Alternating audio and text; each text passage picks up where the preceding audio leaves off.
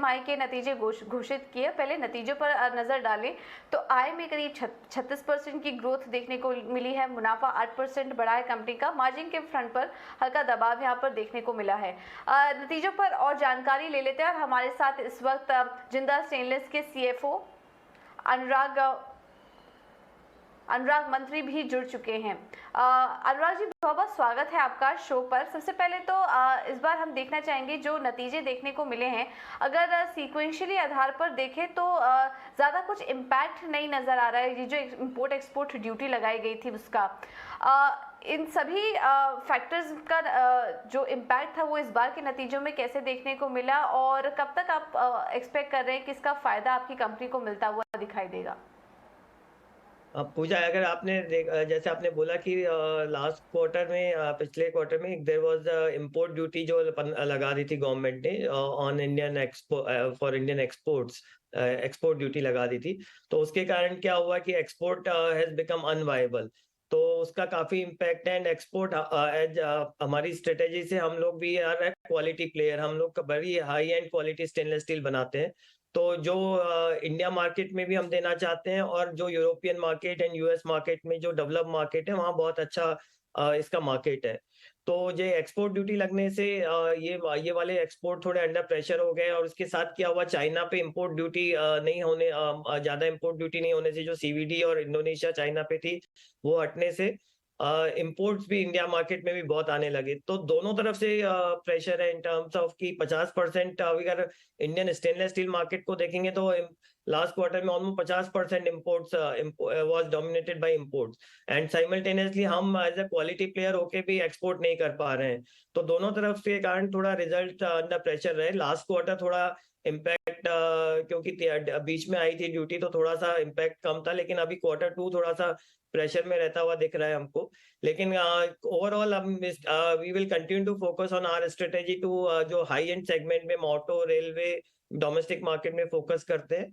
तो overall we are hopeful कि at least quarter 3 onward the situation will start improving further.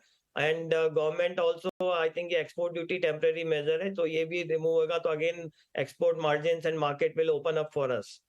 तो तब तक हमारे थोड़े से एक्सपोर्ट डाउन रहेंगे, बट लेकिन ओवरऑल हम एक्सपेक्ट कर रहे हैं कि साल में के एंड तक सिचुएशन थोड़ी ठीक होगी। ठीक है, तो सिचुएशन ठीक होगी। एक्सपोर्ट ड्यूटी का थोड़ा बहुत इम्पैक्ट पड़ा था, लेकिन आने वाले समय में सिचुएशन यहाँ से थोड़ी रिकवरी यहाँ पर देखने को मिल सकती है। मार्जिन के फ्रंट पे हम देख रहे थे इस बार अनुराग जी, हमने देखा कि मार्जिन में अगर आपके नंबर्स को देखें तो वहाँ पर प्रेशर आया। 12.8% से घटकर 10% के मार्जिन के फिगर आए हैं और 35% की गिरावट आपके एबिटा में भी देखने को मिली है। ये जो रॉ मटेरियल के प्राइजेस है, वी अंडरस्टैंड वो हायर साइड पे थे, इस वजह से इम्पैक्ट पड़ा।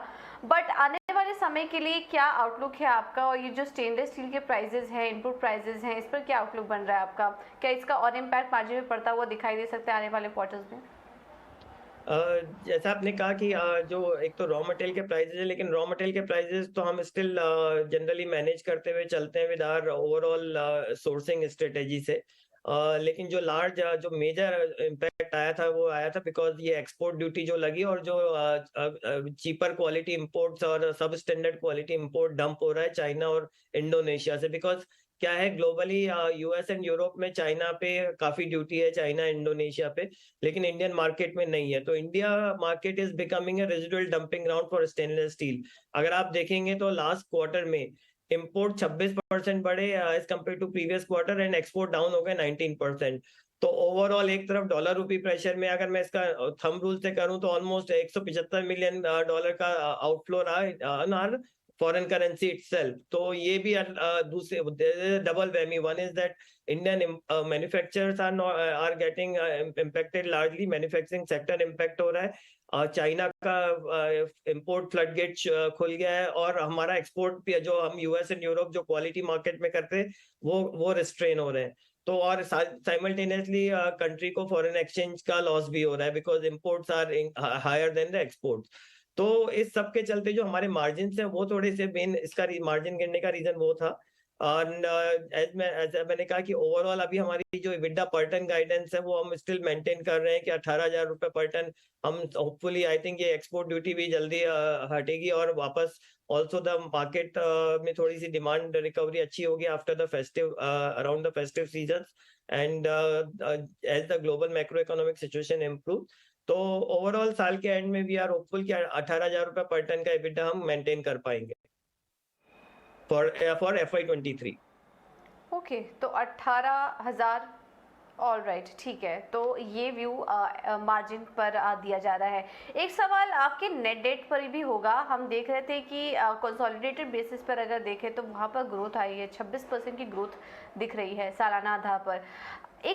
यहाँ पर ये समझना चाहेंगे कि एक तरफ जब पूरा सेक्टर डी-लेवरेज कर रहा है अपनी बुक्स को, ऐसे में आपके कर्ज में बढ़त दिख रही है, तो आगे के लिए क्या रोड मैप है? ये बढ़त किस वजह से आई? नहीं, अगर देखेंगे तो हमारा भी हमने काफ़ी डिलीवरेज किया है। अगर आप देखेंगे मेटल सेक्टर में अभी हमारे जो रेशियोज़ हैं वो वन ऑफ द बेस्ट हैं। अगर हमारा आप देखेंगे डेट एबिटा इज़ अभी खाली 0.8 है, डेट इक्विटी इज़ जस्ट 0.4। सो ऐसा नहीं है हमारा खाली लास्ट क्वार्टर में थोड़ा-सा 200 करोड़ का 200 से 300 करोड़ का डेट बढ़ा था। बट अदरवाइज़ आप देखेंगे ये बिकॉज़ जो हमारा कैपेक्स एक्सपेंशन चल रहा था उसके कारण थोड़ा-सा और जो थोड़ा working capital raw material prices आए थे, ये दोनों कंबाइंड फैक्टर थे। लेकिन अगर आप ओवरऑल देखेंगे हाईली डिलीवरेज हुआ है। इनफैक्ट डेट हमने आधा किया है as compare to the almost last 15 months में। तो और रेशियोज में I think among the metal companies 0.4 is one of the best debt equity which we have. तो आई थिंक डेट डिलीवरेजिंग हमने काफी करी है, इसीलिए आप देखेंगे इंटरेस्ट ऑलमोस्ट आधा हो गया है हमारा इस साल, जो अगर as compare to last year देखेंगे। तो I think overall it's there and we will continue to maintain very prudent financial ratio. So ये खाली बिकॉज ऑफ जो हमारा planned capex as well as जो working capital raw material prices increase है उसके कारण थोड़ा सा वर्किंग कैपिटल का इम्पैक्ट है। Otherwise debt is under control currently. All right, Anurag ji बहुत बहुत शुक्रिया समय देने के लिए। तो कर्ज की स्थिति भी बेहतर है, आगे के लिए आउटलुक भी काफ़ी अच्छा आपने बताया आने वाले समय में, और जो एक्सपोर्ट ड्यूटी का जो इम्पैक्ट था वहाँ पर भी साल के अंत तक सुधार देखने को मिलेगा। तो आगे के लिए आपको ऑल द वेरी बेस्ट आने वाले तिमाहियों के लिए भी। Thank you so much for joining us.